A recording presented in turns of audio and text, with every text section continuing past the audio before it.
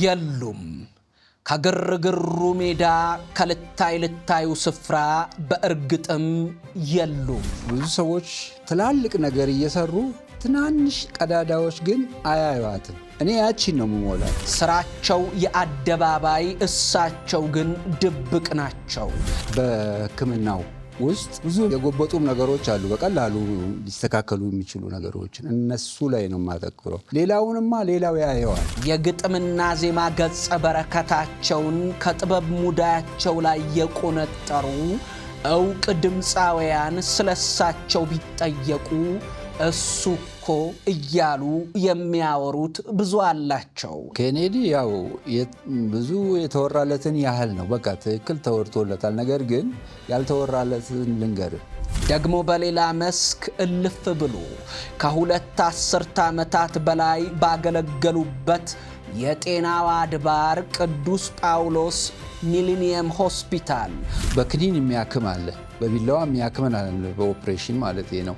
በምክር የሚያክም አለ፣ በምግብ የሚያክም ባለሙያ የለም። ስማቸውን ጠቅሶ ስለሳቸው ልወቅ ያለ ጉብል ቢኖር ኮረዳ ብትሄድ አበውም እመውም ጎራ ብለው ቢጠይቁ የሚነገራቸው አያሌ ታሪክ አለ። ካንተ ላይ ናሙና ሲወሰድ በትክክል ካልተወሰደ ላቦራቶሪው የተሳሳተ ውጤት ያመጣል። ሐኪሙ የተሳሳተ መድኃኒት ያዛል። ነርሱ የተሳሳተ መድኃኒት ይሰጣል። ህመምተኛ ይሞታል። ምክንያቱም ሰውየው ገጸ ብዙ ነገረ ሰፊ ግሩም ድንቅ ናቸው። ቤታዲን የምትባል ሶሉሽን አለች፣ በጣም ቤስት ነገር ነች እና በእሷ አጸዳለሁ፣ ስጋውን እለጥፋለሁ፣ በ3ኛው ቀን አነሳለሁ። እንደዛ እያረኩ ያ ይታይ የነበረው አጥንት ሞላ። ይሄ ሮሚት ድሬሲንግ አይታወቅም። እኛ ስለሳቸው የነገሩኝ ባልንጀራ ወባልደረባ የሆኑ ቅርበኞች ወጥ ሲሰሩ ሴቶቹ የሚሰሩ ከሆነ ሽመልስ ሳይመጣ ጨርሱ ነው የሚባለው።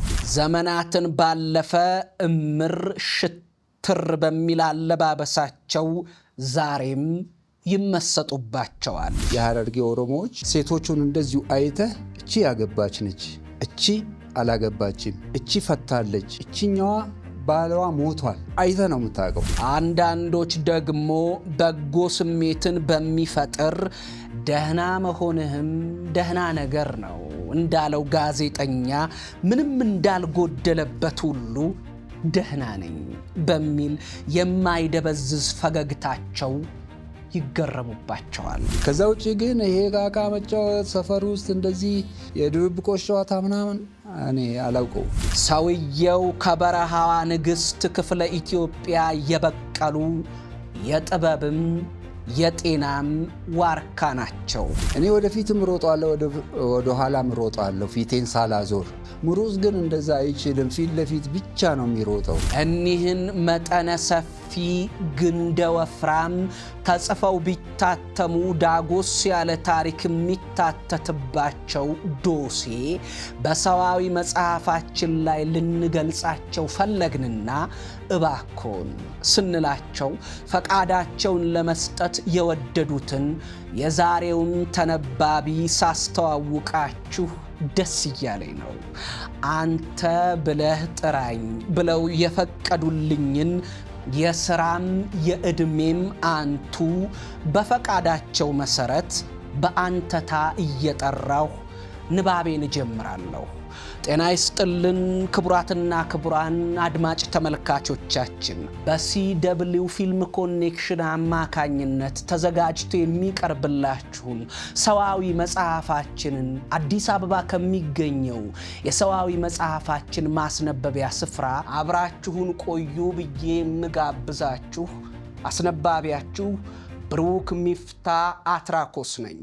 መልካም ጊዜ፣ መልካም ቆይታ፣ መልካም ንባብ ይሁንላችሁ።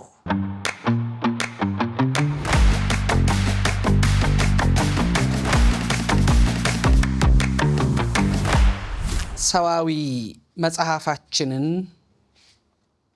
እስከዛሬ ማስነበብ ሲጀምር ከማቀርበው የመግቢያ ሀተታ በኋላ የተነባቢዎችን ስም ከነ አባት ከነ አያት መናገሬ የተለመደ ነው።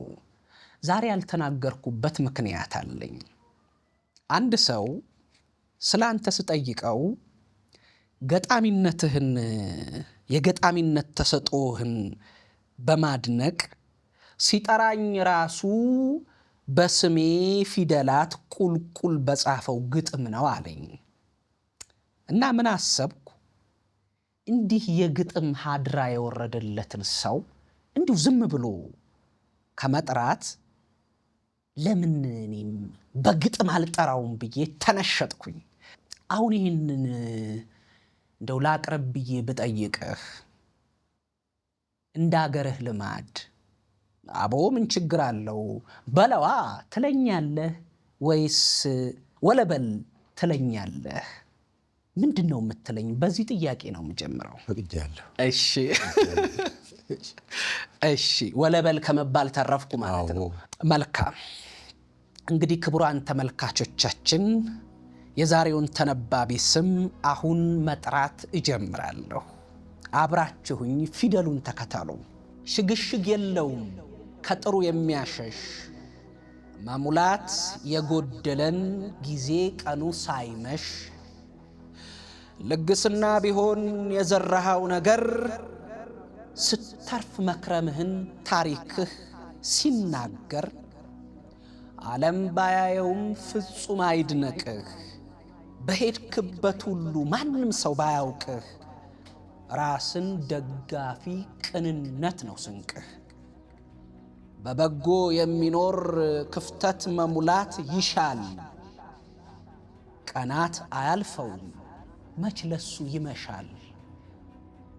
ለሰዎች መትረፍ ነው ከምንም የሚሻል። ሽመልስ አበራ በቀለ የዛሬው ተነባቢያችን ለመሆን ስለፈቀድክ በጣም አመሰግናለሁ። በድጋሚ እኔም በጣም አመሰግናለሁ። በጥሩ ሁኔታ ነው የገለጽከኝ። ተስፋ አለኝ ግጥም ላይ ጥሩ ነው በጣም። እሺ እንግዲህ የመጀመሪያ ንባቤን ለመጀመር ጥያቄን ማድረግ ምሻው የህይወት መመሪያ የጎበጠውን ማቃናት የጎደለውን ማሟላት እንደሆነ አውቃለሁ። በእርግጥ በቆይታችን አድማጭ ተመልካቾች ይህንን እንዴት ወደ ተግባር እንደቀየርከው ይመለከታሉ በኑሮህ። ግን እንደው ለመንደርደሪያ እንዲመች ስለዚህ የህይወት መመሪያ ሐሳቡን ንገረኝ። ምን ማለት ነው? እንደው የጎበጠውን ማቃናት የጎደለውን ማሟላት የሚለው አባባል ምን ማለት ነው? እንግዲህ ምንድነው በህይወት ውስጥ ብዙ ሰዎች ብዙ ነገር ይሰራሉ። ብዙ ነገር ትላልቅ ነገር እየሰሩ ትናንሽ ቀዳዳዎች ግን አያዩዋትም። እኔ ያቺን ነው የምሞላት እና ያቺን በመሙላት ያቺ ትንሽ ተብላ ሳትታይ ያለፈች ነገር ግን ለዛ ለትልቁ ስራም ደጋፊ ነው፣ ችግር ፈቺም ነው። ቤዚክ ነገር ነው የሚሆነው። ለዛ ነው እነዛ ነገሮች ላይ የማተኩረው። እና ለምሳሌ በሕክምናው ውስጥ ብዙ ጉድለቶች አሉ። ብዙ የጎበጡም ነገሮች አሉ፣ በቀላሉ ሊስተካከሉ የሚችሉ ነገሮች። እነሱ ላይ ነው የማተኩረው። ሌላውንማ ሌላው ያየዋል።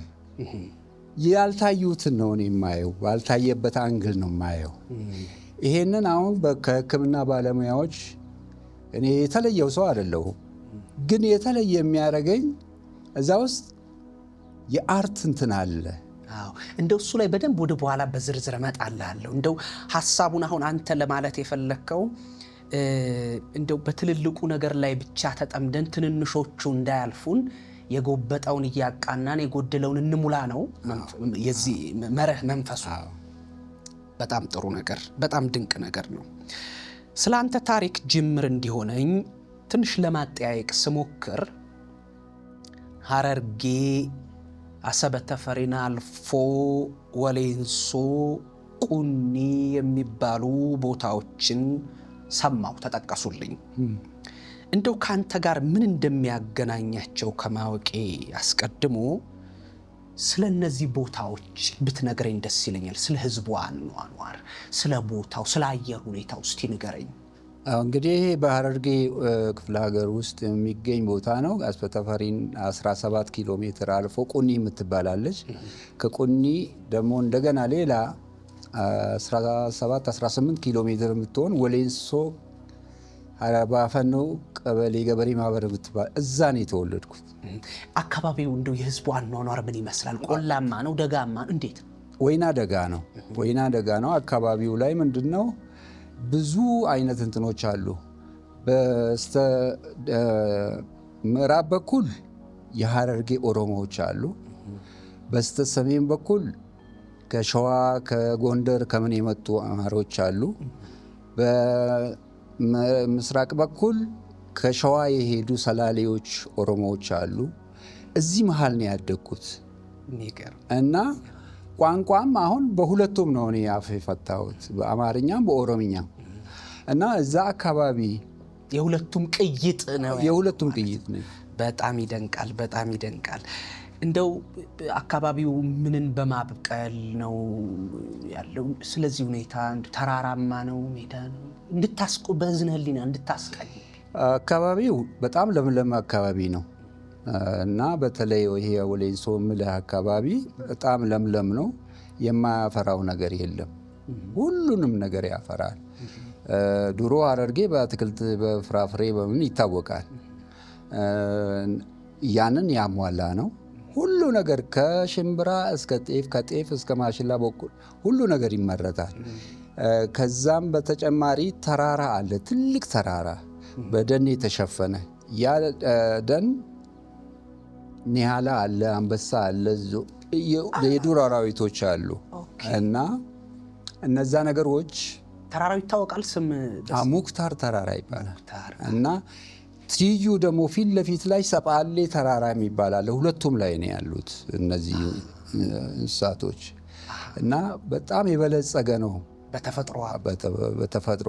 በጣም ይደንቃል። ስለ አቶ አበራና ወይዘሮ ስመኝ እናንሳ። ማን ናቸው? ሙሉ ስማቸው ማን ይባላል? ስራቸው ምን ነበር? በግብርና ነው የሚተዳደሩት። እናቴ ስመኝ ተምትሜ ትባላለች። እንዲያውም በአርቱ ላይ የሽመልስ አበራ ስመኝ ብዬ ነው የምጠቀመው። በአርቱ ላይ ከአያቴ እናቴ ትቀርበኛለች። የአያቴ ምትካርኬ አርቱ ላይ ሽመልስ አበራ ስመኝ፣ ሌላው ደግሞ ሽመልስ አበራ ጆሮ ከሚለው ለመለየት ነው። ልክ ነህ። እሱን ነው። በዚህ በሕክምናው ሙያ ላይ ነው ሽመልስ አበራ በቀለ። እሷ ደሞዝ የምቀበልባት ነች። እንደው እነሱ ግብርና ላይ ነው የነበሩት? ግብርና ላይ ነበሩ እና አባቴ ደግሞ ያው አበራ ኬኔ ነው የሚባለው፣ ግን ተለውጦ ነው ሽመልስ አበራ በቀለ የተባለው። ምክንያት አለው። እሱ በጣም ሰፊ ነገር ስለሆነ እንለፈው። ሽመልስ አበራ ኬኔ ነው። ከዚህ ከሸዋ ከሄዱ ሰላሌዎች አንዱ ነው እዛ ቦታ ላይ እና የሐረርጌ እንትን አንድ በጣም የትም አገር ላይ ያላየሁት የሐረርጌ ኦሮሞዎች ሴቶቹን እንደዚሁ አይተህ እቺ ያገባች ነች፣ እቺ አላገባችም፣ እቺ ፈታለች፣ እቺኛዋ ባለዋ ሞቷል አይተህ ነው የምታውቀው። እንዴት? በፀጉራቸው ነው የምታውቀው። እና ቁርጣቸው አሁን ያላገቡ ከሆነ ወደ ኋላ ሹሩባ ይሰራሉ። ናን ነው ይሉታል። ወደ ኋላ ሹሩባ ነው የሚሰሩት። ያገቡ ከሆነ ሹሩባው ይፈታና ለሁለት ተሰንጥቆ እዚህ ጋር አንድ ክብ፣ እዚህ ጋር አንድ ክብ ይታሰራል። ጉፍታ ይባላል። ይሄ ጉፍ ያለ ነገር አለ፣ ጉፍታ ይባላል። ሀመሻ ነው ማሰሪያው። በሱ እቺ ያገባች ነች። የፈታች ከሆነ ደግሞ ይሄ ይፈታና ክቡ ሁለቱ ክብ ዝም ብሎ ወደ ኋላ ብቻ ይበጠራል። ልቅ ነው የሚሆነው። እንደዚህ ነው የሚታወቀው። ታይተው ይለያሉ ማለት አይተህ ትለያለህ። በጣም ይገርማል፣ በጣም ይገርማል። እስኪ ስለ ትውልድና እድገትህ አውራኝ፣ በዛውም ስለ ልጅነትህ እንወቅ። እንደውም በሚገርም ሁኔታ አንድ ነገር ሰማሁኝ፣ በጣም የተደነኩት። እሱም መቼም ሕፃን ሲኮን በልጅነት ልጅ ሲጫወት መዝረክረክ፣ መቆሸሽ የሕፃናት ባህሪ ነው። እንደው ማንነት ነው እና ምንም አይገርምም አይደንቅም። አንድ ልጅ ተዝረክርኮ ቢታይ ቆሽሾ ቢታይ ምንም አይገርምም አይደንቅም፣ በቃ ልጅ ነው። እንደው ጥንቅቅ ጥብቅ ጽድት ካለ ግን ይሄ የልጅነት ባህሪ ስላልሆነ ያስገርማል። በልጅነትህ በጣም ጽድት ያልክ ነበር ካሉኝና በጣም ገረመኝ፣ በጣም አስገረመኝ። ይሄ ባህሪም እንዴት ሊመጣ እንደቻለ ለማወቅ ፈለኩኝና እስቲ ስለ አስተዳደግ አንሳልኝ። አዎ ይሄ ፈልፍለን ያገኘናቸው እነዚህ ነገሮች ዲፕ ሄደሃል እና እውነት ነው። ገና ልጅ ሆኜ የአራተኛ ክፍል ምናምን ተማሪ ሆኜ እንጀራ በእንጨት ነው የሚጋግሩት። የሚጋግሩበት ቦታ ላይ ጭስ ያስለቅሳቸዋል፣ መፍጥ ይመጣል፣ ላባ አለ። ስለዚህ እኔ 3 ፎጣ አዘጋጅቼ የሚጋገርበት ጋር ሰቅልላቸዋለሁ። እቺ ነች እንግዲህ ጉለቷ ማሟላት። 3 ፎጣ፣ አንዱ ለላብ፣ አንዱ ለእጅ መጥረጊያ፣ አንዱ ለዕቃ መጥረጊያ ነው የሚሆነው። ወጥ ሲሰሩ ሴቶቹ የሚሰሩ ከሆነ ሽመልስ ሳይመጣ ጨርሱ ነው የሚባለው። ለምን? እንደዚህ ያማስለው ጨው እንዲህ አድርገው ከቀመሱ አልበላም። እንደዚህ ያማስሉና ነክተው እስቲ እንደገና ይደግሙታል። ከዛ ማመሰያው እዛ ይገባል፣ አልበላም። ስለዚህ እኔ በምንድን ነው የማውቀው? እኔ ወጥ እሰራለሁ በደንብ። ስሰራ ማመሰያውን አውጥቼ ጠብ ማድረግ እንጂ እጄን አላስነካም። ጠብ አደርግና ቀምሳለሁ። ካልሆነ በሽታ አውቀዋለሁ ጨው። ባለሙያ ነህ ማለት ነው። እንደው ግን ከማን ነው የቀሰምከው? ይሄንን ከማን አየኸው? እንደዚህ ሙያው ከእናቴ ነው። እሺ እቺ ጉድለቷን የማሟላት ነገር እኔ እንግዲህ እይታችን ነው እንጂ አሁን እናንተ ቤተሰብ ውስጥ እንደው የተለየ እንደዚህ እንትን የሚያረግ የምትሳብበት ሰው አለ እንደው በልዩነት? እንደዚህ እኔ ትንሽ ወግ አጥባቂ ይመስላለሁ በዚህ ጉዳይ ላይ። ሌሎቹ ጉዳያቸው አይደለም። እንደዚህ እንትን አይሉ እኮ አሁን አየህ ልጅ ሲኮን ልጆች መቼስ እኮ ከሚያዩት ነው። ያንተ እንዲሁ ከራስ የመነጨ ነው ማለት ነው?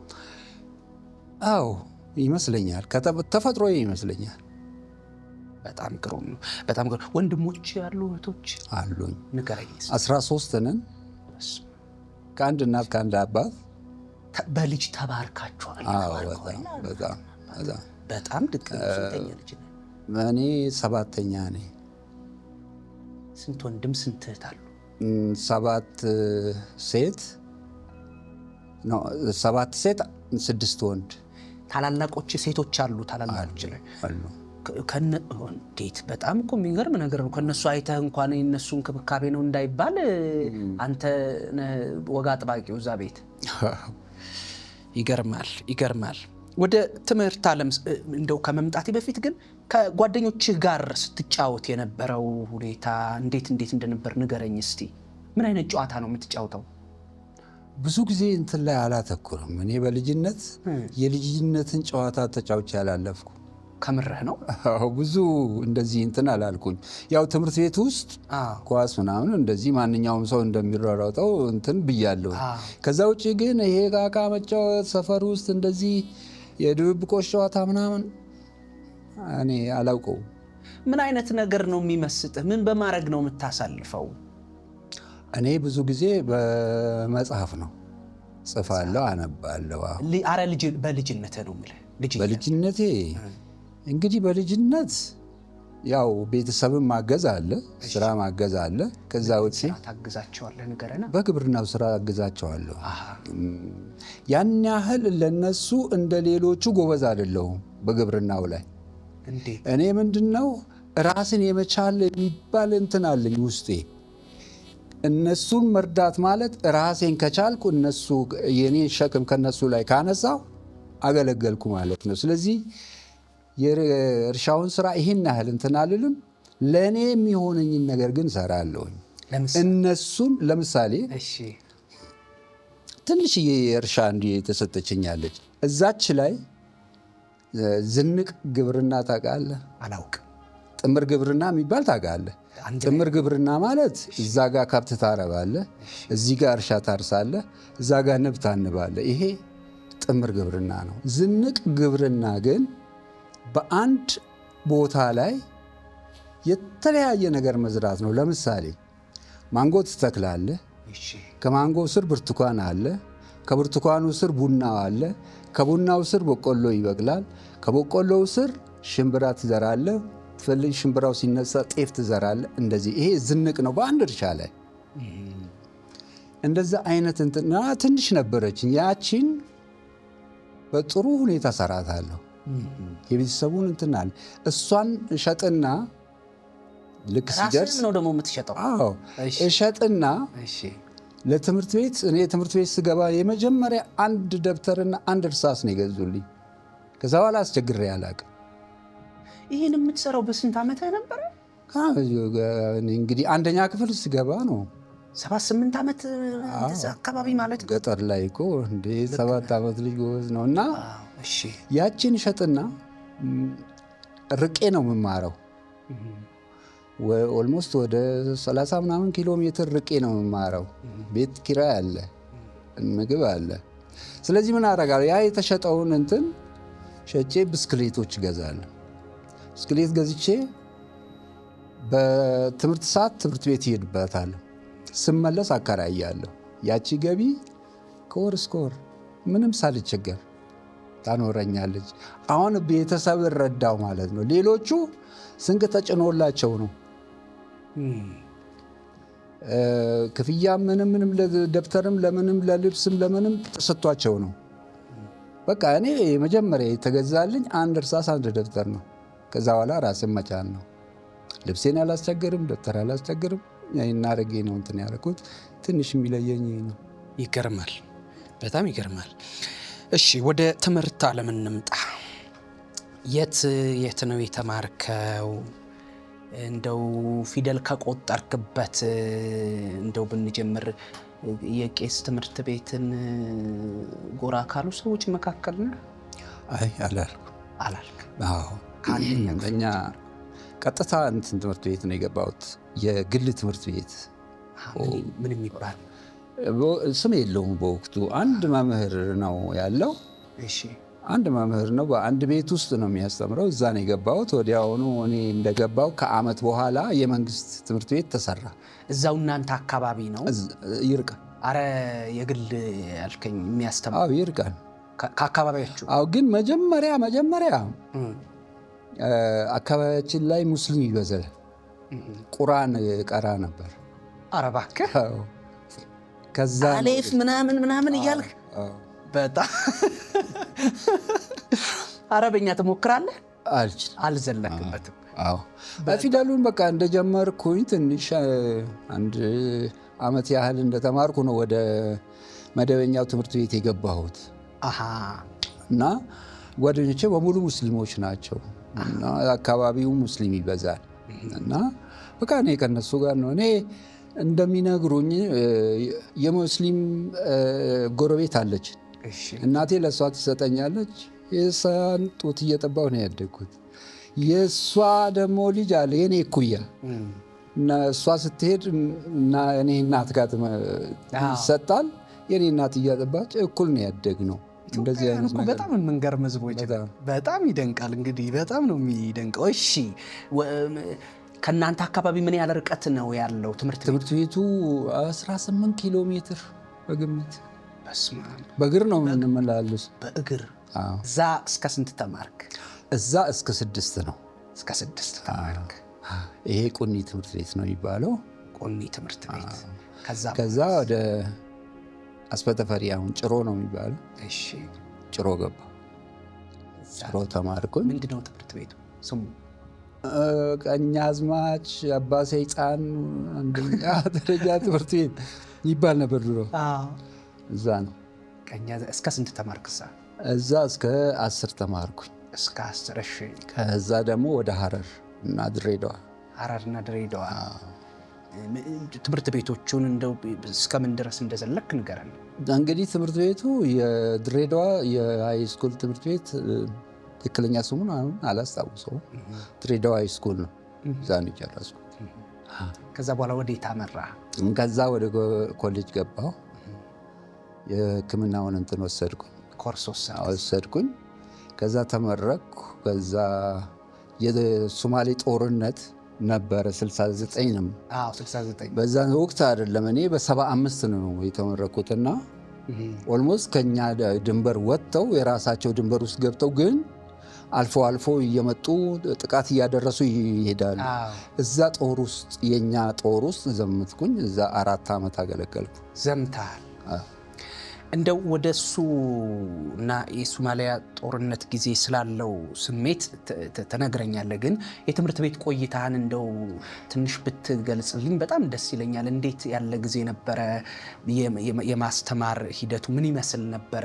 አሁን ላይ ላለው ያው ብዙ መቼስ የእናንተ ጊዜን ማያቅ ሊኖር ይችላልና እንደው እንትን ብትለኝ ብታወራኝ በጣም ደስ ይለኛል። እንዴት ነበረ ትምህርቱ? እንግዲህ ሙሉ ቀን ነው የምንማረው ያኔ። እሺ። አንዳንድ ጊዜ አንዳንድ ትምህርት ቤቶች በሺፍት ነው። አዎ። የትምህርት አሰጣጡም በጣም ጥሩ ነው።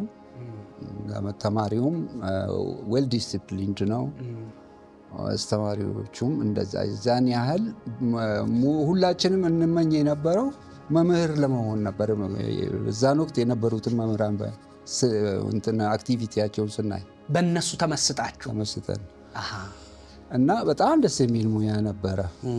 መምህራን ይመስጡ ነበር ማለት ነው። በጣም እንዴት እንትናቸው ነው ከአለባበስ ጀምሮ፣ ከአነጋገር ጀምሮ፣ ከውሎአቸው ጀምሮ አልባሌ ቦታ አታገኛቸው። መምህር ነውና የሚያስተምረው ትምህርት ቤት ቆሞ ብላክቦርድ ላይ በሚያስተምረው ጠመኔና እንትን ብቻ አይደለም። በሚኖርበትም ሰፈር አርአያ ሆኖ ነው የሚያስተምረው። በድርጊት የትም ቦታ አታገኛቸው። ስነ ምግባራቸው በጣም እሱ ይስባል። ታው ሲሉ እነሱ የተዉትን ነገር ነው ታው የሚሉት እንጂ የሚያረጉትን አይደለም። በጣም ግሩም ነው። እንደው ትምህርት ቤት ጓደኞች ምናምን ነበሩ? ከሰዎች ጋር የምትቀራረብ የምትጫወት ነበር ወይስ ቁጥብ ነህ? እንደው ብቻ ነው እንዴት ነው? እንግዲህ በትምህርት ቤት መቼም የአብረህም የምናጠናቸው ጓደኞች ምናምኖች አሉኝ። ከነሱ ጋር እንጫወታለን። ጨዋታ ሲባል ግን ይሄ የተንዘላዘለ ነገር አይደለም። ቀጥታ ፎከሳችን ትምህርት ነው። እሱ ላይ ነው የምናተኩረው፣ እሱ ላይ ነው። የተወሰነ ጊዜ ግን ያው ይሄ ሌላ ቦታ መዋል ምናምን የለም። ምን ትምህርት ይመስጥህ ነበረ? ሳይንስ ይመስጠኝ ነበር። ሳይንስ ክበባት ውስጥ ምናምን ተሳተፍ ነበር? ነበረ ክበብ ምናምን? ያኔ አልነበረም ክበብ። ይሄ ምንም አይነት ክበብ አልነበረም። በእኛ ጊዜ ስንት ዓመተ ምህረት ማለት ነው? ከ64 ጀምሮ ነው እስከ ስንት ነው? 75 ምንም የተለየ ክበባት ምናምን አልነበሩም። በእኛ አካባቢ የለም። በሌላ ቦታ አላውቅም። እኛ አካባቢ የለም። እሺ። የሶማሊያ ጦርነት ሲከሰት የት ነበርክ አንተ? እዛ የተወለድኩበት አካባቢ ነበርኩ። ወሌንሶ ነበርኩኝ። እና በዛን ወቅት ምንድነው አሁን የመድፍ እንትን ይሰማናል። ከርቀት ከጅጅጋ ምናምን አካባቢ የሚተኮሰው መድፍ ካራማራ ምናምን አካባቢ ላይ የተደረገው እንትን ከባባድ መድፎች ሲተኮሱ ይሰማናል። እዛ የሚገርመው ነገር ሐረርጌ ድሮ ብርቱካን ሙሉ ብርቱካን 100 ኪሎ በጣም ከተወደደ ብር ከ50 ነው የሚሸጠው። 100 ኪሎ ይሄም የሚሸጠው መቼ መሰለ? ሰዎች ለቁልቢ በዓል ወደዛ ሲመጡ ብዙ ሰው ከየክፍለ ሀገሩ ሲመጣ እሱ ነው የሚገዛን እንጂ ይሄ በሌለበት ወቅት 75 ሳንቲም ነው 100 ኪሎ። እና ምን ልል ፈልጌ ነው፣ ይሄ ነገር ልክ ከሶማሊያ ጦርነት በኋላ ጠፋ።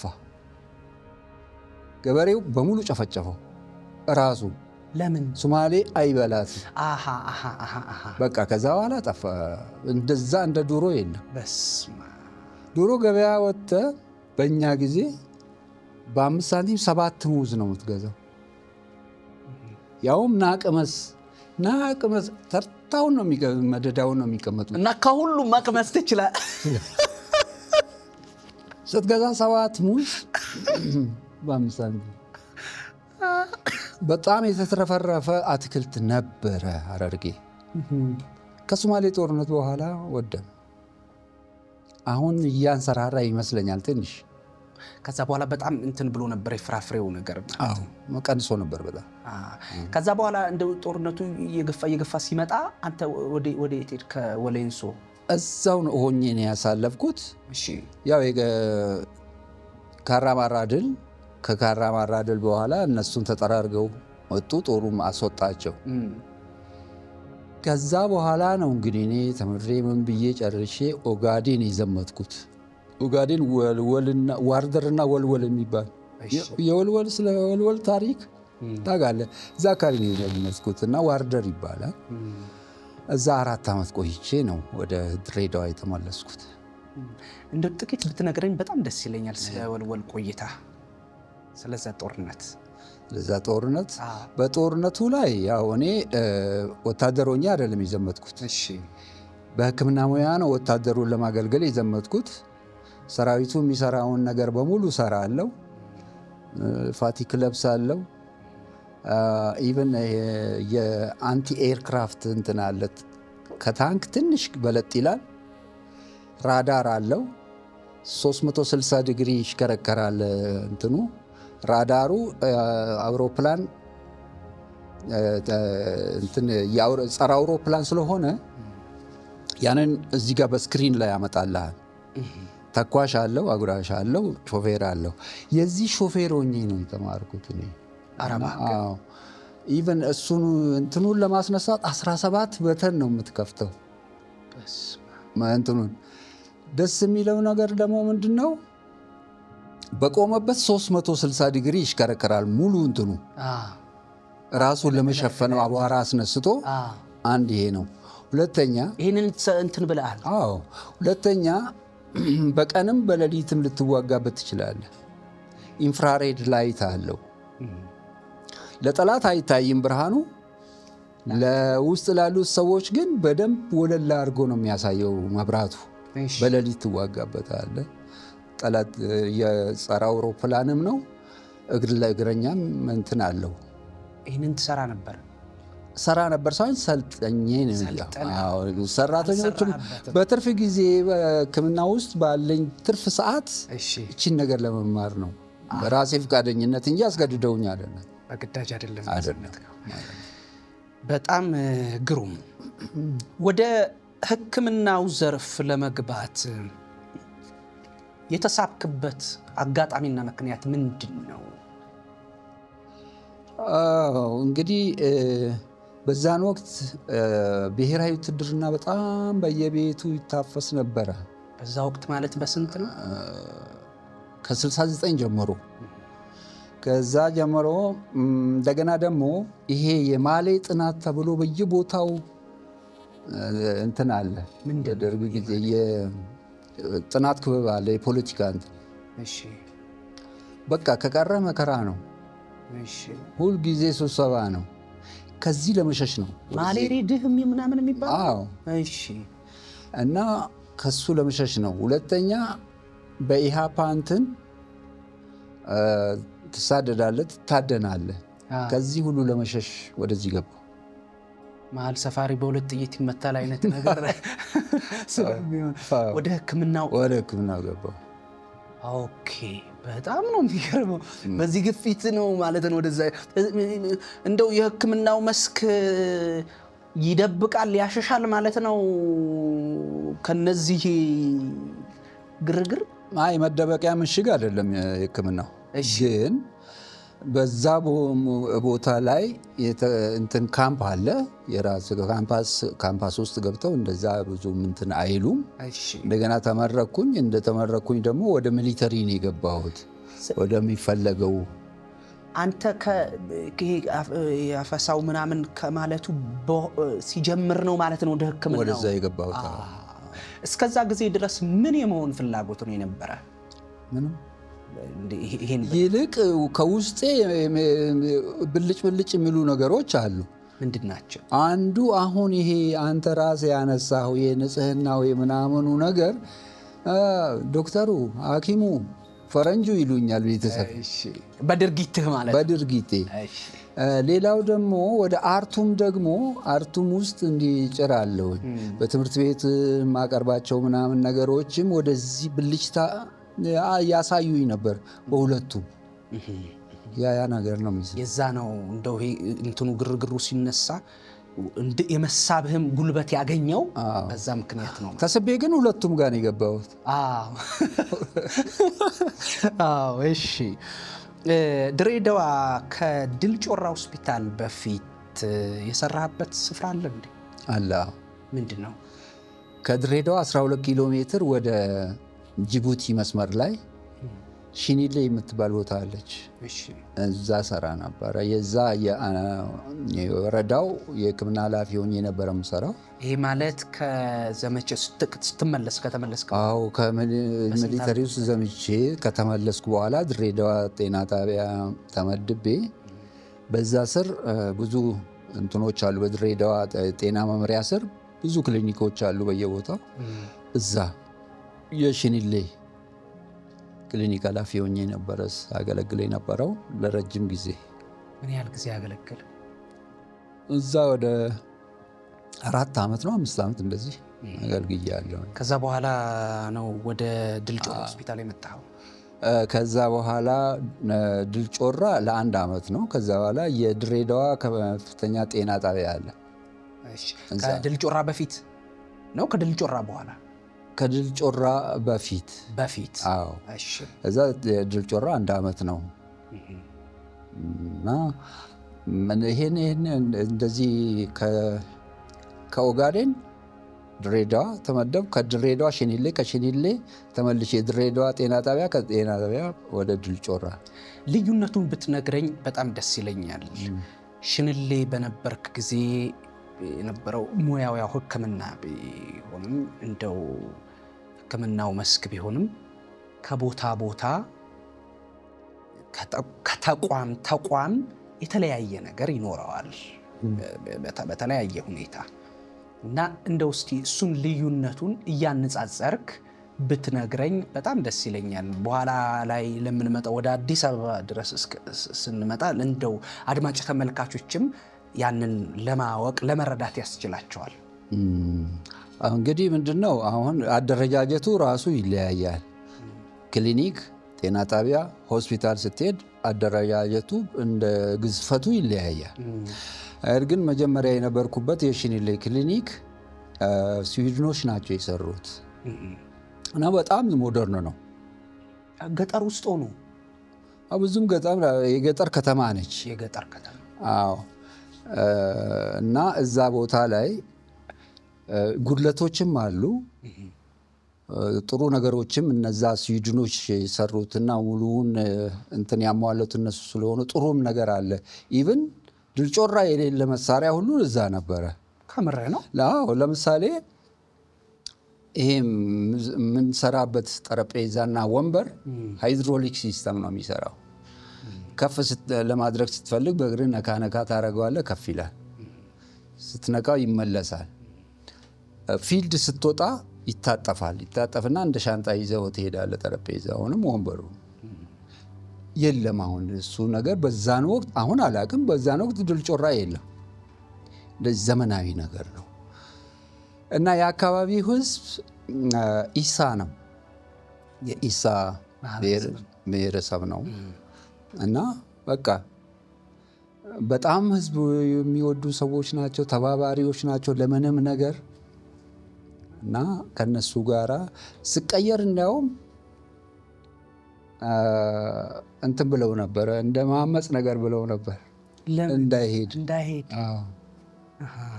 በጣም ቅርበት ነበረ ማለት ነው። በጣም ደግሞ ደስ የሚለው ነገር እዛ ቦታ ላይ ኢፌክቲቭ ሆኜ የሰራሁባቸው አንዳንድ ነገሮች አሉ። ያስተማሩኝ ስዊድኖች ናቸው። ሮሚት ድሬሲንግ የሚባል አሁን በእኛ ሀገር አይታወቅም። እኔ ስዊድኖች ናቸው ያስተማሩኝ። እና ሁለት ህፃናቶች ሴቶች ናቸው። አንዷ የ12 ዓመት አንዷ የ8 ዓመት ነች። እረኞች ናቸው። ጫካ ውስጥ እዛው ሲመሽባቸው ጎጆ ያላቸው እዛ በተኙበት እባብ ይነድፋቸዋል። ሁለቱንም እጃቸውን ነው የነደፈው።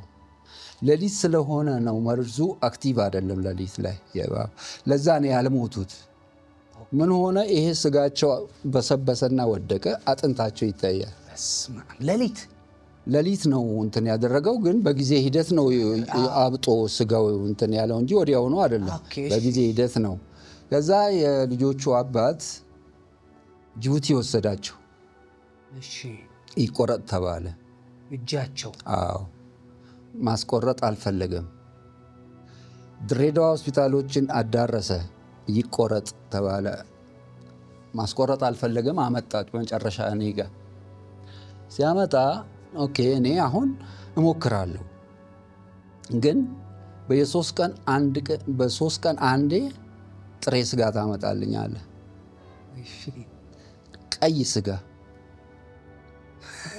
እና ሽኒሌ ደግሞ በየእንትኑ ሱቁ ላይ በየእንትኑ ስጋ ተንጠልጥሎ ይሸጣል እንደንትን እና ያቺን ስጋ ትንሽ እችን የምታክል በቁስሉ ልክ ያመጣልኛል። ቤተዲን የምትባል ሶሉሽን አለች። በጣም ቤስት ነገር ነች እና በእሷ አጸዳለሁ፣ ስጋውን እለጥፋለሁ፣ በሶስተኛው ቀን አነሳለሁ። አሁንም እንደዛ እያረኩ ዳነ፣ ሞላ። ያ ይታይ የነበረው አጥንት ሞላ። ራሱ እንትን ስጋውን ታነሳዋለህ አንተ እንትን ብለህ። ስጋው ዛሬ አረጋለሁ፣ ነገ ይውላል፣ ተነገ ወዲያ አነሳዋለሁ። ይተረግና እንደገና ሞላ። ይሄ ምንድነው? ሮሚት ድሬሲንግ።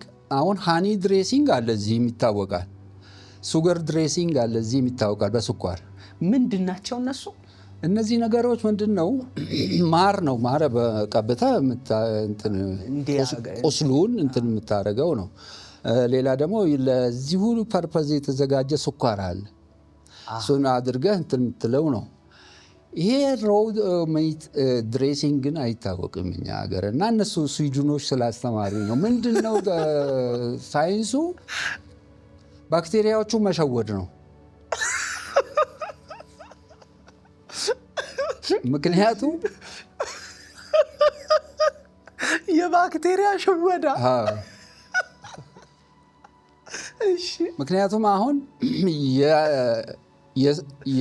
ያንተ ሰውነት ያንተ ስጋ ወታደር አለው፣ ይዋጋዋል ባክቴሪያውን በተቻለው መጠን።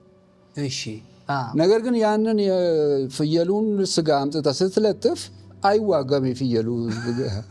ስለዚህ ወደዚህኛው ነው የሚሄደው፣ ወደማይዋጋው። ይሄኛው እየበቀለ ይሄዳል። ይሄ ድል ፋታ ያገኛል ማለት ነው። አዎ ፋታ ያገኛል፣ እየዳነ በቃ በጣም ነው የሚገርም። እና ሰውየው ደስ ብሎት እኔ እንዲህ ያለ ነገር ገጥሞኝም አያውቅም። ሰውየው ደስ ብሎት ዳኑ፣ ልጆች ዳኑ። አዎ ዳኑ፣ በደንብ ዳኑ።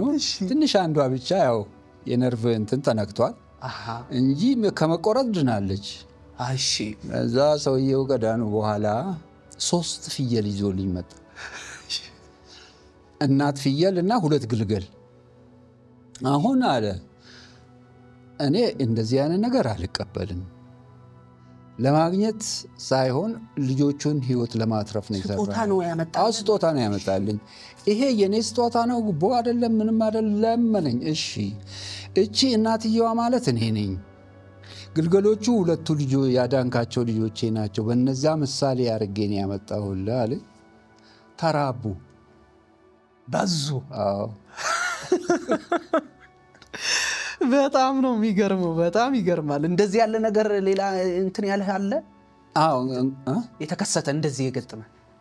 አዎ አሁን ለምሳሌ ኤደን፣ እሺ የኔ ልጅ ታውቃታለህ?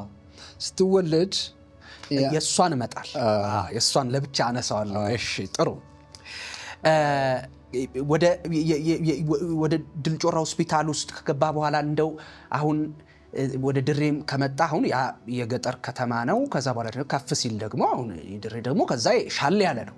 መቼስ እዛ ውስጥስ ያለው ንጽጽር ሰዎቹ እንደው እንዴት ያሉ እንደው ታካሚዎቹም ብትነግረኝ ስለ ባህሪያቸው ስለ ጸባያቸው ብትነግረኝ በጣም ደስ ይለኛል። የሚነገር ነገር ያለ ይመስለኛል። መቼስ በተለይ ክፍለ ሀገር ወጣ ሲባል ሁሉ ጊዜ ከተማ ያለው ነው በአንድ ጎን የሚያስቸግረው እንዲህ የሚባለውን ባለመስማት ምናምን አንዳንድ ጊዜ ሊያስቸግር ይችላል።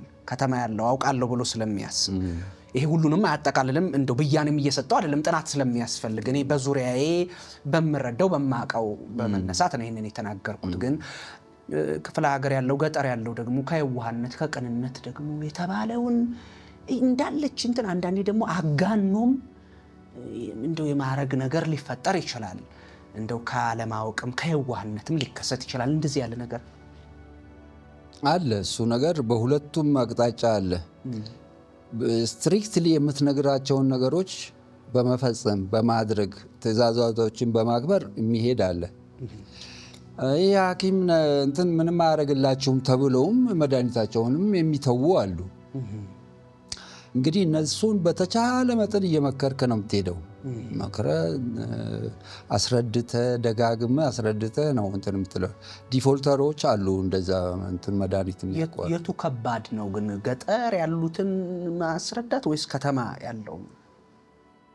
የገጠሩ ይሰማሃል። አሁን እስቲ ወደ ከተማ ብንመጣ እኔና አንተና አንድ የሆነ ከገጠር የመጣ ሰው እኩል መኪና አይሸሽም። አንተ አትሸሽም፣ ተላምደኸዋል። እሱ ግን ይሸሻል። ገጠር ላይ ያለም ሰው የምትነግረውን ትዕዛዝ በትክክል የሚቀበልሃል ስለሚፈራ አማራጭም ስለሌለው እና አንድ እንደዛ ነው። ሁለተኛ በከተማም ቢሆን ይሄ ነገር አለ። ለምሳሌ ድርቀት ይፈጥርብሃል። አንዳንዱ መድኃኒት ታዝለታለ፣ ይወስዳል፣ ሄዶ ፋርማሲ ይጠይቃል። ይሄ መድኃኒት ምን ይከለክላል ይላል። ወተትና አልኮል ይከለክላል ትለዋለ። እርጎና ድራፍት ይላል። እሺ ድርቀት ነው። ይሄ በጣም አስቸጋሪ ነው። በጣም አስቸጋሪ ነው። እሺ ክሊኒክ ነበረ አሉኝ። የትና እንዴት ከፍተህ ነው? የራሴ እንደዛ አይነት ነገር የራሴ የለኝ። እሺ አልከፈትኩም። እንዴት ነው ታዲያ? ይሄ ቅሽንሌ ያልኩ ክሊኒክ ነው። ኦኬ የዛ ነው። እሺ በጣም ጥሩ ነገር። እስቲ ከሕክምና ጉዳይ ትንሽ ፋታ እንውሰድና ድሬዳዋ ሚቶ በሚባል ክለብ ይሰሩ ስለነበሩት አሊ ቃሲምና ብርቱካን። ኧረ በስመ አብ! አንተ እንዴት ነው የገባኸው? ሚቶ ድሬዳዋ ናይት ክለቦች አሉ። የድሬዳዋ ጨርቃጨርቅ ሙዚቃ እንትንም አለ። ሚቶ የአንድ ናይት ክለብ እንትን ነው፣ ትልቅ ነው። እና የዛ የእንትን ውስጥ አሊ ቃሲምና ብርቱካን የሚባሉ ልጆች ድምፃዊዎች አሉ። ከታምራት ደስታ በፊት በኋላ ነው ታምራት ደስታ የመጣው። እነሱን ካሴት ለማሰራት እዛ ሚቶ ነበረ የሚቀረጸው። ስንት ዓመተ ምህረት ነበረ? 76 ኖ 86 ኢህአዲግ 83 ነው የገባው። ኧረ 76 77 አካባቢ ነው። እና እዛ እንትን እንል ነበረ እንሰራ ነበር ሚቶ ናይት ክለብ። የመጀመሪያ አልበም ፕሮዲውስ ያረካው የነሱ የሁለቱ ነው አይደለ? የሁለቱ ነው። አልበምን ያህል ነገር ግጥምና ዜማ ደርሶ ፕሮዲውስ የማረግ ሐሳብህ እንዴት ሊመጣ ቻለ? እንዴት ሊጠነሰስ ቻለ? እንደው ወደ ስነ ኪኑ ውስጥ ያውም የሙዚቃ ዘርፍ እንድትመሰጥ እንድትገባ ያደረገ ነገር መች ነው የጀመረው? ይሄንን ንገረኝ። እንግዲህ ወደዚህ ወደ ፕሮዲውስ ወደ ማድረጉ የመጣሁት ወድጄ ሳይሆን ተገድጄ ነው። መንገዶች ዝግ ነበሩ። ለምፈልገው ድምፃዊ ለመስጠት እድሉ አልነበረም ድሬዳዋ ላይ። ከዛ እዚህ ደግሞ እንዳሁኑ በቴክኖሎጂ እንትንም ተላልከ የምታስፈጽመው ነገር አይደለም። የግድ በአካል መጥተህ እዚህ መኖር አለብህ። እዚህ ለመኖር ደግሞ እዛ ስራ አለ። ስለዚህ አሁን ምንድነው ማድረግ ያለብኝ? እዛ ያሉትን ልጆች ድምፃዎችን ደህናዎችን መራርጬ ማሰራት፣ ከዛ ፕሮዲውስ ማድረግ፣ ከዛ ለህዝብ ማሰራጨት ነው። ይሄ ነው ያስመጣል። ግጥምና ዜማ መጀመሪያ የግጥሙን የጀመርክበትን እውነት ንገረኝ። ትምህርት ቤት አቀርብ ነበር ብለኸኛል። ስንተኛ ክፍል እንደነበር ታስታውሳለህ? ከግጥም በፊት እንትን ነበረ። ጭሮ ትምህርት ቤት ስማር የአማርኛ አስተማሪያችን እንትን ይሰጠናል፣ የቤት ስራ ይሰጠናል። ለ15 ቀን የሚቆይ ከ40 የሚታረም እና ይሄንን ሰርታችሁ ኑ ተባለ። ስንተኛ ክፍል መሆኑ ነው? 9ኛ ክፍል እያለሁኝ እና አሁን ምን እንደምጽፍ አላቅም። በዛን ሰዓት ደብዳቤ መጻፍ አልችልም እኔ። 13ኛው ቀን ላይ ዝም ብዬ ማታ ጀመርኩኝ። ጥሬ በልቶ ጥሬ ተፊ ብዬ ጀመርኩ። የመጀመሪያ ማለት ነው? የመጀመሪያ ግጥም አይደለም። ጥሬ በልቶ ጥሬ ተፊ ተምዘግዛጊ የበረሃ ዘንዶ ብዬ ጀመርኩኝ። ከአስበ ተፈሪ ሜሶ ላይ ባቡር አለ። ስለ ባቡር አይቻለሁ።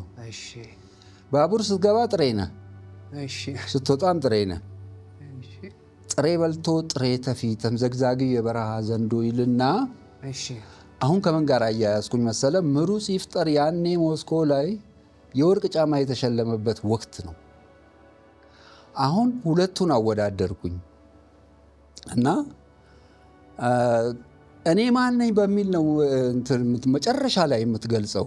ማንነቱን ሳትገልጽ ነው የምጽፈውና እኔ ወደፊትም መሮጥ እችላለሁ፣ ወደ ኋላም መሮጥ እችላለሁ ይላል ባቡሩ ነው።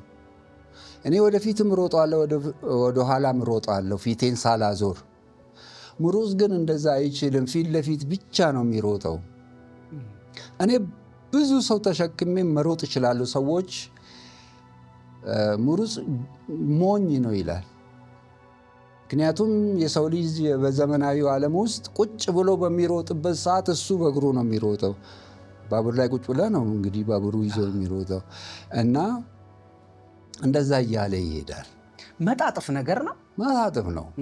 እዛ ትምህርት ቤት አቀረብኩኝ። 12 ሴክሽን አለ 9ኛ ክፍል። ከ12ቱም ሴክሽን አንደኛ ወጣ። አሁን ስለረሳሁት ነው እንጂ በጣም ደስ የሚል ነገር ነበረው እና በቃ በየክፍሉ የዞርኩ እንዳነብ ተደረገ። አንደኛ ተባለ። በቃ እቺ ነገር አለች ማለት ነው አልኩኝ። በቃ አነሳሳኝ። ከዛ ወደ ግጥሙ መጣው። ግጥም ታላቅ ወንድሜ ይጽፋል፣ ግጥም ይጽፋል። ጎበዝ ነው በጣም። አባቴ ክራር ይጫወታል፣ ታላቅ ወንድሜ ማሲንቆ ይጫወታል። በቃ እነዚህ ነገሮች ስበውኛል። ብቻ እነዚህ አየህ ውስጥ ተቀምጦ የሚወጣበትን ሰበብ አገኘ። ከዛ በኋላ ትምህርት ቤት ያው ግጥም መጻፉ እየበረታህበት ነው የመጣው፣ እየገፋህበት። ወደ ሙዚቃው መስክ እንግዲህ የአባትህ ክራር ተጫዋችነት ለዜማው ምናልባት ሊቀሰቅስህ ወይም በውስጥ ሊቀመጥ ይችል ይሆናል። እንደው ዜማ ልድረስ ብለህ ግጥም ልጻፍ ብለህ ከማለት በፊት ሙዚቃ ትሰማ ነበር? አዎ ሙዚቃ እሰማለሁ፣ አዳምጣለሁ። የማን በጣም ይመስጠ ነበር? ወቅቱ በጣም የምወደው አሁንም ድረስ የምወደው የሙሉቀን ነው። ሙሉቀን፣ አስቴር አወቀ፣ ያው ጥላሁን የታወቀ ነው። የነ ማህሙድ እነሱን እሰማ ነበር። እነ ብዙዬ። በጣም ጥሩ ነገር። እሺ ከዛ በኋላ ነው እንግዲህ ወደ ግጥምና ዜማ ደርሰህ ፕሮዲውስ ወደ ማድረግ እንግዲህ የመጣው። እስቲ ላርግ ግጥምና ዜማ እስቲ ጽፌ ልስጥ የሚለው ሀሳብ እንዴት መጣ? መጀመሪያ በህልሜ ነው እኔ የሆነ ዜማ መጣልኝ በህልሜ ሌሊት 8 ሰዓት። ክራር እችላለሁ ትንሽ። ከዛ መቅረጫ የለኝም ቴፕ። ዜማውን በዛን ሰዓት እንዳልቀርጽ መቅረጫ የለኝም። ከዛ የዜማውን ክራሯን 1 ቁጥር 2 ቁጥር እያልኩ ዜማውን እንደ ኖታ በለው ጻፍኩት እና ግጥሙንም ዝም ብዬ የመጣውን ጻፍኩኝና አደርኩኝ። ጠዋት ተነሳው፣ ዜማው ጠፋብኝ። ግን ያችን ቁጥር የጻፍኳት የክራሯን ክር ቁጥር በመደርደር መጣልኝ። አስታወስኩት፣ ሰራሁት፣ በቃ ዜማ ሆነ። ይሄ ማለት የመጀመሪያ እንትንህ ነው ማለት ነው? መጀመሪያ መቅረጫ ቴፕ የለም ምን የለም እኮ በዛን ሰዓት። ያኔ ክለብ ምናምን ትሄድ ነበረ ነው ወይስ እንዴት ነው? ክለብ ያኔ በፊትም ብዙ ናይት ክለብ አላዘወጥ 2 ቀን ነው እኔ የሄድኩት። ሚቶ ያልኩን ናይት ክለብ ለካሴት ቀረጻ ብቻ ነው እንጂ እኔ ናይት ክለብ እንደዚህ ገብቼ መጨፈር የለም። ከዛ እንትን አልከው ያንን ደረስክና ከዛ እንዴት ቀጠለ? ከዛ ለአንድ ጎበዝ ድምፃዊ ነበረ፣ ለእሱ ስሰጠው በእጥፍ አሳደገው። ቀመማት። ስለዚህ አሁን እንትኑን አየሁኝ፣ ምላሹን አየሁ። ልካ እንደዚህ ይቻላል ብዬ ጀመርኩኝ። በቃ ከዛ በኋላ አወጣሁት። በመቀጠል ጀመርክ? እንግዲህ እየበዛ እየጨመረ ሲመጣ እንዲሰራልህ ፈለክና ያው እድሉ ዝግ ሆነ። በቀላሉ መላክና እንደው እንትን በሉ ማለት አልተቻለም። ከዛ በኋላ ራስህ ፕሮዲውስ አረክ። ሂደቱን ንገረኝ። እንግዲህ ሂደቱ ካሴቱን ድምፃዎቹ 2 ናቸው፣ ደራሲም 2 ነን። አንድ ጎበዝ ልጅ አለ፣ ነፍሱን ይማር፣ ቴድሮስ ታለማ ይባላል። እዛው የድሬዳዋ ልጅ ነው። ጊታር ይጫወታል እሱ፣ እኔም ክራር ይይዛለሁ፣ እሱ ጊታር ይይዛል። በጊታርና በክራር ቤት ውስጥ ጥናቶችን በዚህ እንጨርሳለን። ከዛ በኋላ ባንድ አለ፣ የሚቶ ባንድ። እዛ ሚቶ ባንድ የተጠናውን ዜማ ድምፃዎቹን ይዘን እንሄዳለን። በዛ አይነት ሁኔታ ነው የተሰራው። እንግዲህ በወቅቱ ምንድን ነው ትንሽ አልተሰማም ያ ካሴት። ምክንያቱም አንደኛ በተራ ዴክ ቴፕ ነው የተቀረጸው። ቀረጻው በጣም ፎር ነው። ሁለተኛ የሙዚቃ ቅንብሩም ይህን ያህል እንትን አልነበረም። ማን ያቀናበረው? አቀናባሪው ሻምበል ሙሉጌታ ይባላል። ካረሳኋቸው ሻምበል ሙሉጌታ ይባላል። የሐረር የማርሽ ባንድ አቀናባሪ ናቸው። ሙዚቃው ራሱ ማርሽ ሆነ።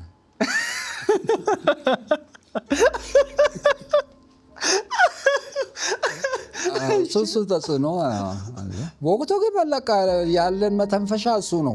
ብቻ ተንፍሳ አእምሮትህን ተወጣ።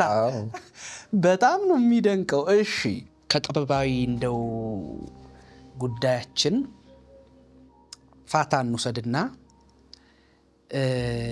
ደግሞ ወደ ሕክምናው እንመለስ። ከዛ እንመጣለን ወደ ቅዱስ ጳውሎስ ሆስፒታል። መቼና እንዴት ነው የመጣኸው? ቅዱስ ጳውሎስ ከድሬዳዋ ተቀይሬ ነው የመጣሁት። ስመጣ በውድድር ነው፣ ቅያሬ አልነበረም በዛን ወቅት። ግን ተወዳድረህ ነው የምትቀየረው። ስትወዳደር ከሁሉም ክፍለ ሀገር ጋር ነው የምትወዳደረው። ከዛ ተጨምቆ ነው የሚመጣው እና ማለት ነው ይሄ 89 አካባቢ ነው የመጣሁት። እዚህ 89 ሐምሌ ላይ ነው የመጣሁት እና በዛ ተወዳድሬ ነው የመጣሁት። ኦልሬዲ ጳውሎስ ገባ። ጥናትና ምርምርህን እናንሳ። በምግብ በናሙናና መሰል ጉዳዮች ዙሪያ በርክቶ እንዳለ ሰምቻለሁ። እንደው ቅድመ ተከተሉን ጠብቀህ እኔ እንዲሁ ዝም ብዬ በጠቅሉ ነው የጠራኋቸው ነገርየውን። ምንድን ነው በምግብ ሲባል ምንድን ነው? በናሙናስ የምን ናሙና ነው የሚለውንም ለመረዳት እንዲቻል ንገረኝ ስለ ጥናቶች። ጳውሎስ ሆነ ነው አይደለ የሰራው? ንገረኝ። እንግዲህ ቅድም መነሻችን ላይ የጎደለ መሙላት የምለው ነገር ይሄ ነው። የጎበጠን ማቅናት የምለው እዚህ ውስጥ ነው አሁን ያለው። ምን ጎሎ ምን አሟል? ኦኬ የሚጎለን የነበረው አሁን ከናሙና አሰባሰብ ልጀምርልህ። እሱ ነው የሚቀድመው? አዎ ምግቡ ነው ናሙናው ነው ናሙናው ነው። እሺ እና ይሄ ፍሊቦቶሚ ይባላል በሕክምና ቋንቋ ፍሊቦቶሚ፣ እና ባለሙያው ደግሞ ፍሊቦቶሚስት ይባላል። ስለዚህ አሁን ይሄ ሙያ በሕክምና ውስጥ ምሰሶ ነው። ግን ምንድነው እንደው ለማናቅ ጥሩ ነገርየው እነግርሃለሁ። እሺ ናሙና አንተ የአንድ ህመምተኛ መዳንም ሆነ መሞት መሰረቱ ናሙና ወሳጁ ነው። ካንተ ላይ ናሙና ሲወሰድ በትክክል ካልተወሰደ ላቦራቶሪው የተሳሳተ ውጤት ያመጣል። ሐኪሙ የተሳሳተ መድኃኒት ያዛል። ነርሱ የተሳሳተ መድኃኒት ይሰጣል። ህመምተኛ ይሞታል። በትክክል ካልተወሰደ በሽታው አይታወቅለትም። ሐኪሞች ብዙ ጊዜ ይህንን ስለሚጠራጠሩ የላኩት የጠራጠሩት በሽታና የመጣው ሪዛልት አልገናኝ ሲላቸው እንደገና ይወሰድ ይላል። ሰውየው 2-3 ሲወጋ ነው የሚለው፣ ደሙ ሲወሰድ ነው የሚቆየው። ይሄ ስቃይ ነው። ይሄም የጎበጠን ነገር ማቃናት አለብኝ። በዚህ ረገድ የጎበጠ ነገር አለ ማለት አለ። ስለዚህ ህይወት እስከ ማጥፋት የሚደርስ ነገር ነው። እንደገና ደግሞ ፔኑ ቀላል አይደለም። ደስ አይልህም አንተ 3-4 ጊዜ ኧረ የኔ ጌታ አንዴ ምን መርፌ በጠላቴ ነው በስማሽ። ስለዚህ ይህን ነገር ማስተካከል አለብኝ አልኩኝ። በሀገራችን የለም ይሄ ሙያ። እርግጥ በልምድ እንሰራዋለን እኮ ሐኪምም ይወስዳል ናሙና፣ ነርሱም ይወስዳል ናሙና። ሙያው አይደለም። በዚህ ዘርፍ የሰለጠነ የራሱ ባለሙያ ያስፈልገዋል። የለም ኢትዮጵያ ውስጥ አይደለም አፍሪካ ውስጥ የለም ይሄ ሙያ እና ፊሊቦቶሚ ስራን የሚሰራ ፊሊቦቶሚስት እንዲቀጠር አደረግኩኝ።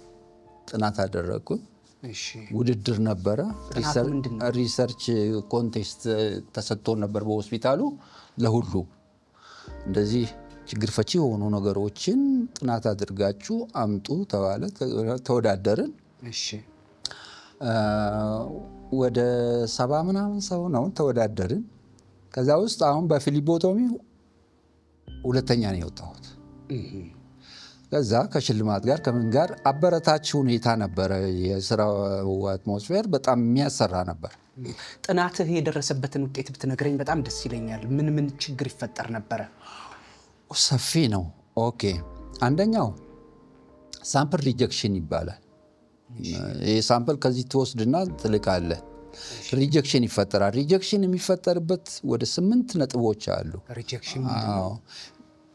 ይመለሳል፣ ይደፋል፣ እንትን ይላል፣ ልክ አይደለም እንደገና አምጡ ይባላል። ይሄ የሚባልበት ወደ 8 ነጥቦች አሉ። አንደኛው በትክክል ቀድተህ በትክክል ሳምፕል ደም ብቻ አይደለም ባይዘወይ ብዙ ሳምፕል ነው የሚወሰደው። በትክክል አለመውሰድ፣ ከመጠን በላይ መውሰድ፣ ከመጠን በታች መውሰድ፣ እነዚህ ሁሉ ሪጀክሽንን ያስከትላሉ። እንደገና እንዲህ ሚክስ የምታረገው አለ። ሚክስ የምታረገውን ሳታረግ ስትልክ፣ ሚክስ መደረግ የሌለበት ደግሞ አለ። ሚክስ መደረግ የሌለበትን በጥብጠ ብትልከው፣ ይሄ ሁሉ ሪጀክሽን ነው። እና እንደገና በወሰድክበት ሰዓት አለ ሁሉም ነገር። በዛን ሰዓት ወደ ዋናው ላቦራቶሪ ካልወሰድክ ይሞታል። ሁሉም ነገር አይሰራም። ይሄን ማስተካከል አለ በቃ። ስለዚህ አሁን እዚህ ጋር ሐኪሙም ሆነ ነርሱ በሌላ ስራ ተጠምዶ እዚህ ጋር ቀድቶ ያስቀምጠዋል። እዚህ ጋር የሚያጣጠር ሰው ካለ ይሄንን ሳምፕል ይዞ አይሄድም፣ ጊዜ የለውማ። ስለዚህ ይሄንን ወስዶ የራሱ ባለሙያ ያስፈልገዋል እና ባለቤት አልነበረውም። ስለዚህ ይሄን ማምጣት አለብኝ አልኩኝ። ሰራው። ውጤቱ መጀመሪያ የ3 ወር እንትን ዳታ ሰበሰብኩኝ። ምን ያህል ሪጀክሽን አለ አልኩኝ። ወደ 221 ሪጀክሽን አለ፣ ችግር አለ። 221 አይደለም። በሕክምና ውስጥ አንድ ህይወት ይዛ ነው የምትሄደው። አንድ ስህተት ምን ጥያቄ አለ? አዎ። ስለዚህ በ3 ወር 221 አገኘው። እነዚህ ሰዎች ከመጡ በኋላ ከአመት በኋላ አሁን ኢቫሉዌት አደረኩኝ። ከ221 3 ነው የተገኘው። አሁን ከጥናቱ ከእንትኑ በኋላ ባለሙያዎቹ ከተቀጠሩ በኋላ ወደ 3 የሚገርም ለውጥ ነው። አዎ በስመ አብ። አንደኛ በጊዜው ሕክምና ያገኛል ያ ሰው በምልልስ ሲወጋ ምናምን አይማረርም። ሐኪሙም በጊዜው ሪዛልቱ ይደርሰዋል። ውጤታማ ስራ መሰራት ተጀመረ። በመጀመሪያ እነዚህን ሰዎች ወደ ኢምፕሊሜንቴሽኑ ስገባ 36 ሰው ነው የተፈቀደልኝ። አሁን ታየ ውጤቱ ያመጣው እንትን ታየ 180 ሆነ በጳውሎስ ብቻ። ዛሬ አዳርሶታል። አጠቃላይ አዳርሶት ከ25 እስከ 30 ሺህ ይደርሳሉ። እንደው ግር መሰኘት እንዳይፈጠር በኢትዮጵያም ካልነበረ አፍሪካ ውስጥም ከሌለ የሚቀጠሩት ከየት መጡ የሚል ይሄ ጥሩ ጥያቄ ነው። የለም አሁንም እኔ ይህንን ጥናት ጨርሼ የመጨረሻው ጣሪያ ላይ አልደረስኩ። ወደፊት የምፈልገውና እኔ ጡረታ ከመውጣቴ በፊት መጨረስ ነበረብኝ ብዬ ከምቆጭበት ነገር አንዱ ይሄ ነው። የራሱ ማሰልጠኛ ኮሌጅ ያስፈልገዋል በዚህ ዘርፍ የሚያሰለጥን። አሁን ግን አንተ ላነሳኸው ጥያቄ ነርሶች አሉ። ነርሶቹን ፍሊቦቶሚ ምን አይነት ስራ ነው? እንዴት ነው የሚሰራው? ምን አይነት እንትን ይፈልጋል? እውቀት ይፈልጋል የሚለውን እዛው በዲግሪ የተመረቁትን ልጆች እንትን ተሰጥቷቸው ነው እየሰሩ ያሉት እንጂ ፍሊቦቶሚስት የሚባል የለንም። እንደው ደርበው ሳይሆን በዋናነት እንዲሰሩ ነው የአእምሮ ችግሩን እንዲቀንስ። ባለቤት ይኑረው ነው እንጂ በሙያው ገና ነን።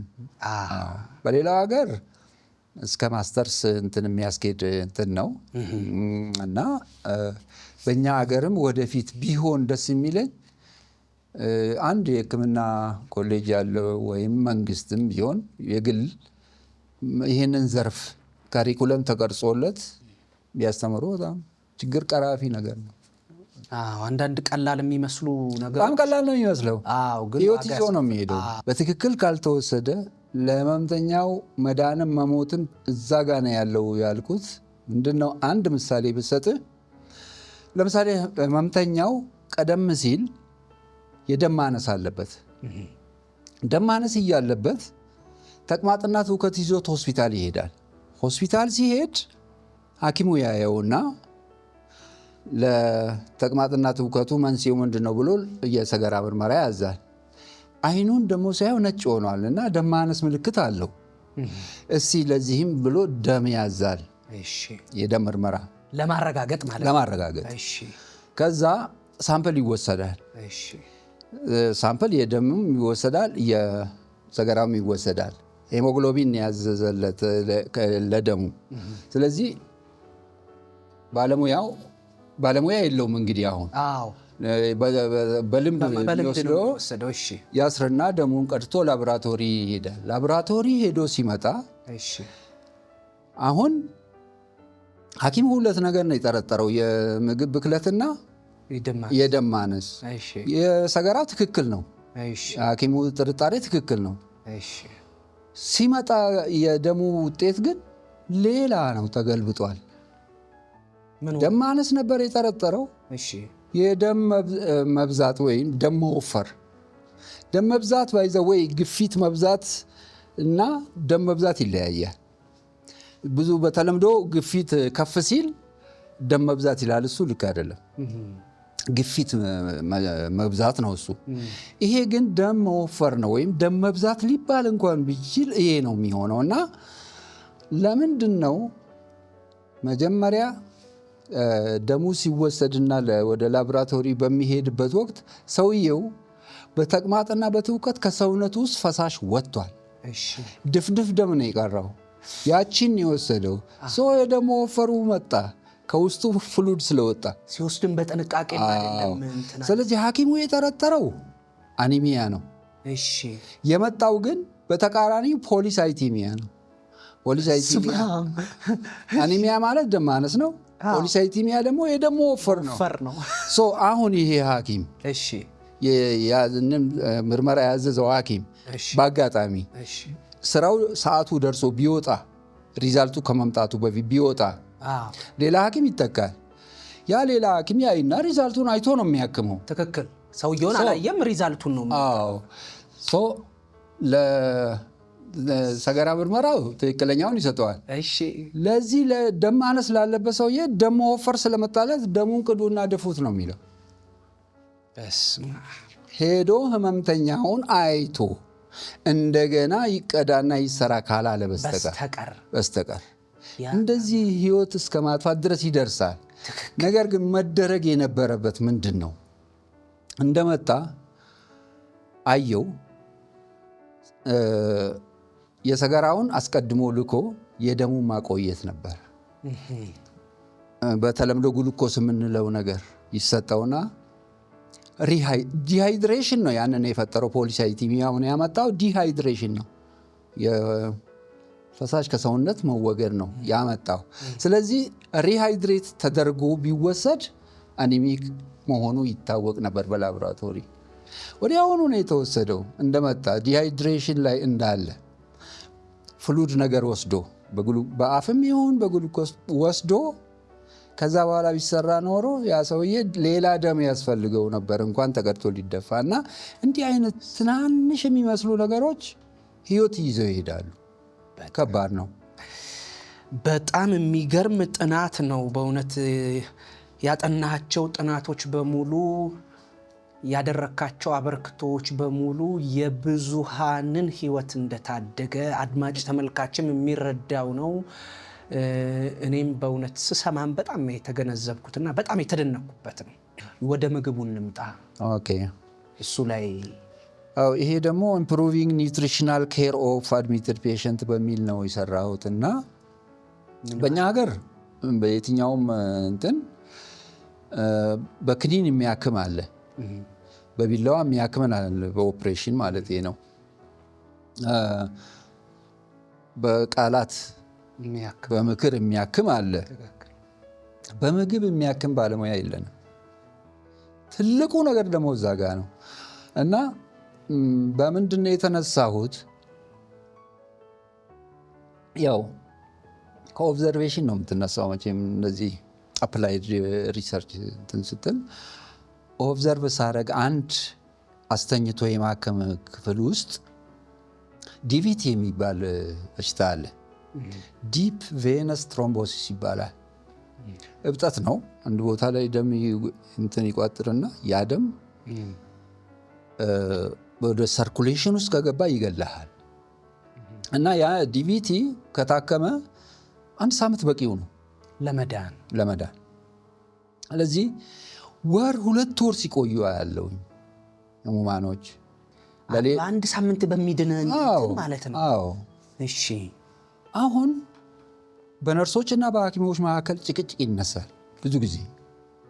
ለምንድነው የሰውዬ እስካሁን ድረስ ለውጥ ያላመጣ? ሁሌ ምርመራ ታደርጋለህ፣ ለውጥ የለም፣ መድኃኒት ስላልሰጣችሁ ነው ይላል ሐኪሙ። ኧረ ሰጥተናል፣ በትክክልም ሰጥተዋል ነርሶቹ። ሰዓቱን ጠብቀው ሁሉን ነገር እንትን ብለው ሰጥተዋል መድኃኒቱን። ሐኪሙም ተገቢውን ምርመራ አድርጓል፣ ግን አይድንም። ለምን? ይህን ጭቅጭቅ መፍታት አለብኝ አለች። የጎደለውን መሙላት ነው። ከዛ ህሙማኖች ጋር ሄድኩኝ። ቁጭ ብዬ አጠገባቸው እያንዳንዷን ሂስትሪ መውሰድ ጀመርኩ። ከዛ የሚመገቡት ነገር ጠየቅኩኝ። ከሚመገቡት ነገር ውስጥ ቅጠላቅጠል ያበዛሉ እነዚህ ሰዎች። ቅጠላቅጠል ምን አለው? ቫይታሚን ኬ አለው። ቫይታሚን ኬ ማለት ኮአጉላንት ነው፣ ማለት ደም እንዲረጋ የሚያረግ ነው። የሚወስደው መድኃኒት አንቲኮአጉላንት ነው፣ ደም እንዳይረጋ የሚያረግ ነው። ሁለት ግብ በቃ እንዴት ይዳን? አሁን ስተቱ ያለው ሐኪሙም ጋር አይደለም፣ ነርሱም ጋር አይደለም፣ ምግቡ ጋር ነው። ከዚህ ተነስቼ ወደ 144 መድኃኒትና ምግቦች የሚጣረሱ አሉ እርስ በርስ። በስመ አብ ሰፊ ነው። ይሄ ሁሉ ሳይታወቅ ነበረ እስከዛ ጊዜ። ታዲያ አልጋ በሳምንት ለሌላው መልቀቅ ሲኖርበት እዛ ቁጭ ነው። የአንድ ሳምንቱ ህመም 2 ወራት። አዎ በጣም ነው የሚገርመው። እሺ በቃ ይሄንን ባለሙያ ያስፈልገዋል። በቃ ይሄን ታዘብክ አንተ? አለቅም አጠናው ሰራሁኝ። አሁንም ውድድር ነበረ። ከ101 ሰው ነው አንደኛ ወጣሁ። እሺ ከሽልማት ጋር ደስ ይላል። በቃ በዛን ወቅት የነበሩት ኃላፊዎቻችን ደስ የሚሉ ናቸው። ያሰሩሃል። አንዳንዴ ከፍታ ላይ ያሉ የከበሩ ሰዎች ሳናከብራቸው የቀረን በአንድም በሌላም ህይወታችንን ለመታደግ ምክንያት የሆኑ ሰዎች በአንድም በሌላም እንደው በሚያደርጉት አስተዋጽኦ የጠቀሙንን ሰዎች ሳናውቅ እንቀርና እንደነሱ ያሉ ብዙዎችን መፍጠር ይሳነናል። በእውነት አንተ ራሱ ለዚህ በጣም ትልቅ አርአያ መሆን የምትችል ነህና በእውነት ይሄ የጎበጠውን ማቃናት የጎደለውን መሙላት የሚለው የህይወት መርህ በኑሮህ የተገለጠ ነውና እጅግ በጣም ላከብርህ ላመሰግንህ እወዳለሁ። አመሰግናለሁ። የሌሎችስ እንደዚህ እንትን ያልካቸው ነገሮች አሉ? አዎ ሌላ ነርሲንግ ኤንድ ሚድዋይፈሪ ፕሮሞሽን ላይ ሰራ ነበርና እንዴት ነው ፕሮሞት የምታደርገው አንድ ሙያ? እሱም በደንብ ነገረኝ። ግራ ገባኝ ስሰማ። እንትኑ ፕሮሞሽን ነርሲንግ እንዴት ነው? እሺ የሆነ የሸቀጣ ሸቀጥ ዕቃ ቢሆን በቴሌቪዥን ቀርጸ ምናምን እንትን ትላለህ። ይሄን ሙያ ግን እንዴት ነው ፕሮሞት የምታደርገው ነው? እሺ ፕሮሞት መሆኑ ራሱ ጥቅሙ ምንድን ነው የሚለውንም እንዴት ነው? በጣም እሺ። አሁን ይሄን ፕሮሞት ለማድረግ መጀመሪያ ባለሙያውን እንትኑን መጨመር አለብህ፣ ፍላጎቱን መጨመር አለብህ። ስትጨምር በየእንትኑ እውቅናና ሽልማት ትንሽ ነገር እኮ ነው ታደርግለት፣ እያደገ ይሄዳል። ከዛ ደረጃ አወጣው። ከ0 እስከ 5 ዓመት ያለ አገለገለ ሰርቲፊኬት፣ ከ10 እስከ 15 ዓመት ትንሽዬ ምስክር ወረቀት፣ ከዛ በላይ ላገለገለ ከ20 እስከ 30 ላገለገለ እዚች ላይ እንትን እንደ ባጅ የምትለጠፍ ነገር ፒን ያላት ከብር የተሰራ የሆስፒታሉ አርማ ምናምን ያለበት። ከዛ በላይ ላገለገለ ይሄ አሁን 1 ብር አለች አይደል? መሀሏ ወርቅ ነው የምትመስለው። እንደሱ መሀሉ ወርቅ ሆኖ ሌላው ብር። በዚህ ትለያቸዋል ማን ስንት ዓመት እንዳገለገለ እና ታበረታተዋለህ። አንድ ይሄ ነው። ሁለተኛ እቺ መለያ ጥበብ እንዳደክበት አካባቢ ያገቡ ያላገቡ ምናምን አይነት ተጽዕኖ ያላት ይመስላል። በዛ ትለያቸዋለህ እና ጥሩም ነው፣ ለሰዎችም ያበረታተዋል። ሌላ በጣም ጡረታ የወጡትን እንትን እንስጣቸዋሉ። ልብስ ሙሉ ልብስ ምናምን አልብሰን እንሸኝ። ማቻጣ ልብስ አይደለም የዘላለም እንትን የሚጠቀም በህይወት እስካለ ድረስ የሆነ ነገር ኑሮን የሚደጉምበት ነገር እንፍጠር አልኩኝ እኔ። ኦኬ ምን ይደረግ ወይ አንተ? እሺ ኦኬ እንደዛ ከሆነ ሆስፒታሉ ሰፊ ነው። ዙሪያውን ምንም አይነት እንትን የለም። ሱቆች የሉም፣ ምግብ ቤት የለም፣ ምንም ነገር። ህመምተኛ እዛ መከራውን ነው የሚያየው አንድ ነገር ለመግዛት። ራሱ ባለሙያው ሐኪሙ አንድ እስክሪፕቶ ለመግዛት የትና የት ነው የሚሄደው? በዚህ እሱ ሄዶ እስከሚገዛ እዚህ ጋር ስንት ሰው ይሰቃያል። ያችን ደግሞ ማስተካከል አለብኝ።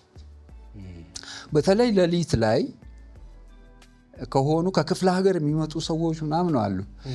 እዛ አካባቢ የሌለ ነገር ለመግዛት የትና የት ነው የሚሄዱት?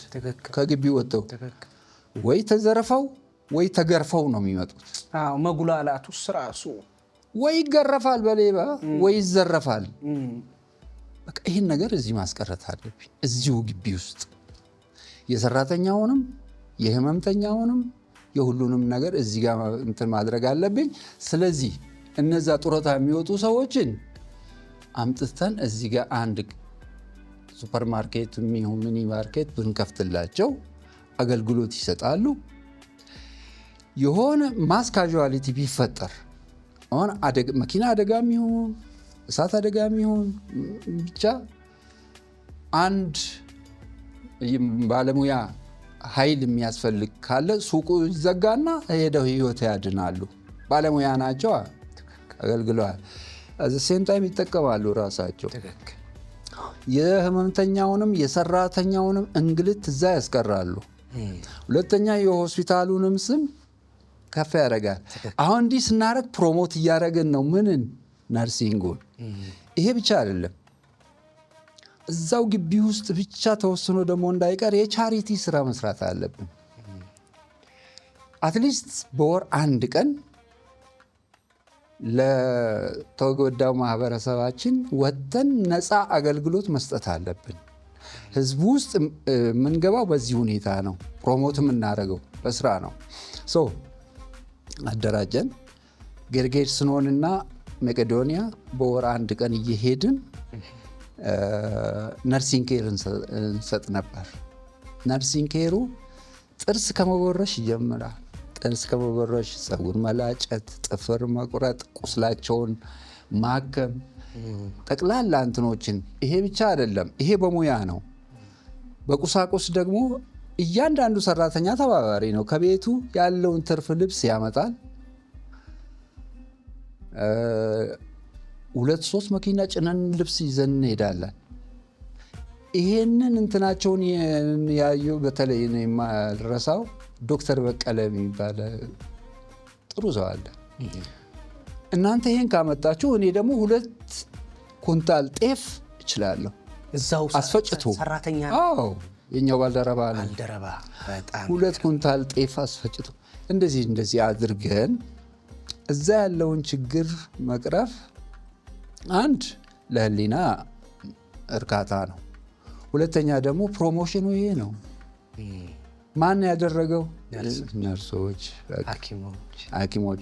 ሶስተኛ እስከ ዛሬ ድረስ እንትን የለንም ሮል ሞዴል። አንዱን ነርስ አሁን ማንን አይተህ ነው ነርስ የሆንከው ብትለው አያውቀው። እገሌ የሚልህ ነገር የለም። ኃይሌን ማንን አይተህ ነው የሮጥከው ብትል ይነግርሃል። አበበ ይልሃል።